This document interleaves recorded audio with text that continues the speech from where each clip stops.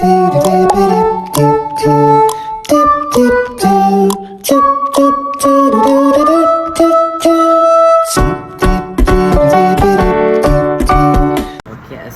warahmatullahi wabarakatuh. Dan salam sejahtera. Nama saya Luqman Hakim.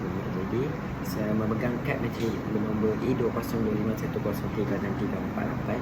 So dalam video ini saya akan membentangkan program latihan untuk Cik Kamal, seorang lelaki berumur 48 tahun yang bekerja sebagai pengurus IT. Beliau mempunyai gaya hidup sedentari kerana duduk lama lebih 8 jam sehari dan tidak bersenam secara konsisten. Hasil penilaian menunjukkan beliau mengalami obesiti tahap 1, tekanan darah tinggi peringkat 1 dan juga pula diabetes. Selain itu, beliau juga mengadu sakit belakang bawah serta sering berasa letih. Matlamat utama program ini adalah untuk membantu Encik Kamal mengurangkan berat badan, meningkatkan tahap tenaga serta mengawal tekanan darah dan tahap kesihatan secara keseluruhan. Program ini melibatkan 3 komponen utama, iaitu kardiovaskular, latihan kekuatan dan flexibility. Senaman kardiovaskular dipilih kerana ia membantu membakar kalori, mengurangkan berat badan dan mengawal tekanan darah.